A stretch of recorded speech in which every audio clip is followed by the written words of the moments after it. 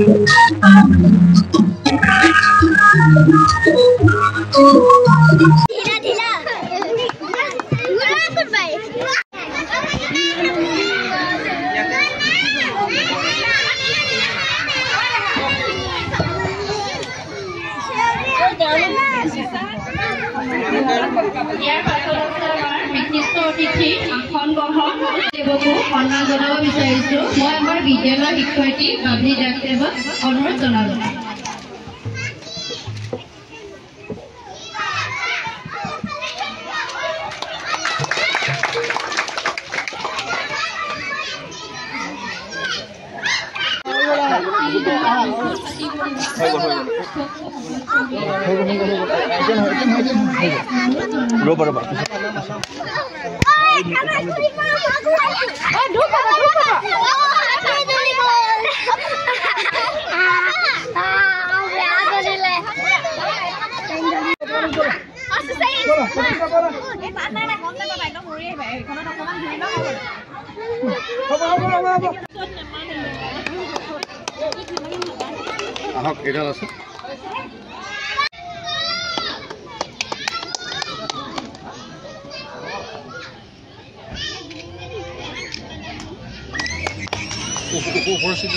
আজি আমি নপামৰ শিশু বাটিকা বুলি যিখন আমাৰ প্ৰি স্কুল আছে, সেই স্কুলখনত আমি RD মটৰ চেৰিটেবল ট্ৰাষ্টৰ ফালৰ পৰা এখন শিশু উদ্যান উপহাৰ দিছোঁ। এই শিশু উদ্যানখন আমি দিবলৈ পাই আমি এইটো কাৰণে সুখী হৈছোঁ। ইয়াতে কণ কণ ল'ৰা ছোৱালী যিখিনি প্ৰি স্কুলৰ প্ৰথম তেওঁলোকে পঢ়াশালী আৰম্ভ কৰিছে আৰু স্কুলখনৰ পৰিৱেশটো ইমানে ধুনীয়া। আমি এটা কথা জনাব বিচাৰিছোঁ যে বৰ্তমান কাজিৰঙা আমাৰ লোকসভা সমষ্টিৰ আমাৰ সন্মানীয় কামাখ্যা প্ৰসাদ ডাঙৰীয়াৰ সহধৰ্মিনী কবিতা দাসা বাইদেউৰ এইখন স্কুল তেখেতে প্ৰতিষ্ঠা কৰিছে। খুব ধুনীয়াকৈ সজাইছে স্কুলখন আৰু পৰিৱেশটো দেখি আমি খুব ভাল পাইছোঁ। RD মটৰ চেৰিটেবল ট্ৰাষ্টৰ পৰা 2025-26 বৰ্ষত আমাৰ পুনৰ এই একে লক্ষ্য আছে যে 52টা সপ্তাহত আমি 52খন স্কুলত এনে শিশু উদ্যান আমি মুকলি কৰিম।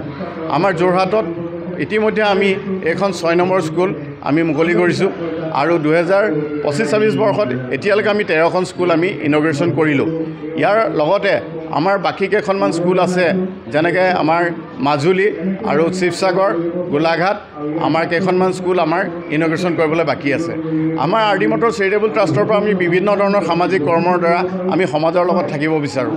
যিকোনো ধৰণৰ ধৰি লওক এখন স্কুলত কোনোবা জেগাত খোৱা পানীৰ অভাৱ আছে, আমি তাত যিমান পাৰোঁ আমি চেষ্টা কৰোঁ যাতে খোৱা পানীৰ আমি সুবিধা কৰিব পাৰোঁ।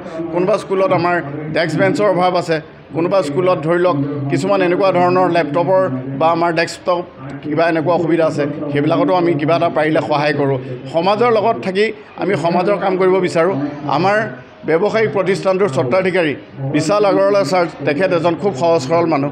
তেখেতে ব্যৱসায়িক মুনাফা অৰ্জনটোৱে মূল লক্ষ্য নাৰাখি কেনেকৈ সমাজৰ উৎকৰ্ষ সাধন কৰিব পাৰি সামাজিক কৰ্মৰাজিৰ দ্বাৰা তেখেতে সদায় সেইটো লক্ষ্য কৰি ৰাখে আৰু তেখেতৰ লগত আমি সদায় সহযোগ কৰি আছোঁ। আগন্তুক দিনতো আমি এনেধৰণৰ সামাজিক কৰ্ম কৰি যাম। আমি আচলতে তেওঁলোকক পোনপ্ৰথমে ধন্যবাদ জ্ঞাপন কৰিছোঁ।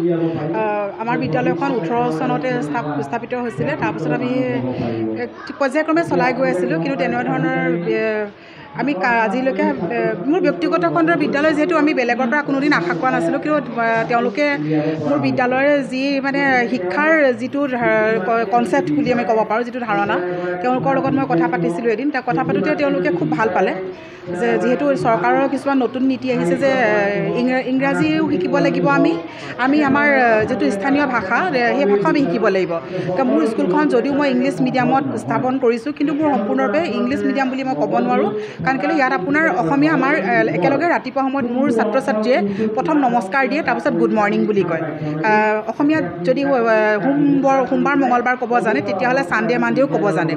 আমি তেনেকুৱা ধৰণৰ যিহেতু ধাৰণা লৈ পেলাই বিদ্যালয়খনৰ কাম কাজ কৰি আছোঁ, গতিকে তেওঁলোক আচলতে আমাৰ এই ধাৰণাত আকৰ্ষিত হৈ পেলাই তেওঁলোকে চিন্তা কৰিলে যে ইয়াতো শিশুসকলৰ তেওঁলোকে যিহেতু বহুত কাম কৰি আছে, অসমৰ বিভিন্ন ঠাইত তেওঁলোকে এনে শিশু উদ্যান তেওঁলোকে সামগ্ৰী প্ৰদান কৰি পেলাই তেওঁলোকেতো মানে বহুত তেওঁলোকতো বহুত ডাঙৰেই কাম কৰি আছে। গতিকে তেওঁলোকে আমাকো দিয়াৰ কথা চিন্তা কৰিলে আৰু আজি প্ৰায় 2 মাহমানৰ আগতে তেওঁলোকে দিছিলে। তাৰ মাজতে আমাৰ এটা ডেট আমাৰ লোৱা হৈছিলে, কিন্তু দুৰ্ভাগ্যজনকভাৱে আমি সকলোৱে জানো যে এটা দুখৰ বাতৰি আমাৰ গোটেই সমগ্ৰ বিশ্ববাসীক যিটো কঁপাই তুলিলে, জোকাৰি থৈ গ'ল। আজি যদিও আমি অনুষ্ঠিত কৰিছোঁ এই অনুষ্ঠানটো, কিন্তু আমি সেই আগৰ দিনটোত আমি যি ধৰণে উৎসাহিত হৈ পেলাই অনুষ্ঠিত কৰিম বুলি ভাবিছিলোঁ, আজি সেই ধৰণে কৰিব পৰা নাই। আচলতে মনো যোৱা নাই কৰিবলৈ, এনেকুৱা এটা অনুষ্ঠান কৰিবলৈ এতিয়া আমাৰ মন যোৱা নাই। কিন্তু যিহেতু কিছুমান কাম আমি কৰি যাবই লাগিব, যিহেতু উদ্বোধন কৰিলে আৰু এইখিনি দিয়াৰ পৰা ল'ৰা ছোৱালীখিনি সদায় সুধি থাকে আমি কেতিয়া খেলিম। কিছুমান নিয়ম নীতিৰে যাব লাগিব, উদ্বোধন কৰিব লাগিব। সেইকাৰণে আমি এনে অনুষ্টুপীয়াকৈ অনুষ্ঠানটো আজি আয়োজন কৰিছোঁ আৰু অনুষ্ঠিত কৰি পেলাই আজি উদ্বোধনখন তেওঁলোকৰ জৰিয়তে আমি আৰু আমাৰ গাঁৱৰ বিশিষ্ট ব্যক্তিসকল আমাৰ লগত সহযোগ কৰিছে। প্ৰাথমিক শিক্ষা খণ্ড বিষয়া মনীষ ঠাকুৰ ডাঙৰীয়া আমাৰ লগত আছে, গাঁও প্ৰধান আছে আৰু পঞ্চায়তৰ সভাপতি আছে, আদিকে ধৰি পেলাই আৰু আমি এজন গাঁৱৰ বিশিষ্ট ব্যক্তি, এই সমাজৰ কাৰণে এই গাঁওখনৰ কাৰণে যোৰহাট জিলাৰ কাৰণে কাম কৰি থকা বয়সস্থ এজন ব্যক্তিক আমি নিমন্ত্ৰণ কৰি আনিছোঁ। তেওঁক আজি আমি সম্বৰ্ধনা জনাম। তেনেকৈ সৰু থুলমূলীয়া কাৰ্যসূচী আজি অনুষ্ঠানটো আমি আয়োজন কৰিছোঁ। ধন্যবাদ।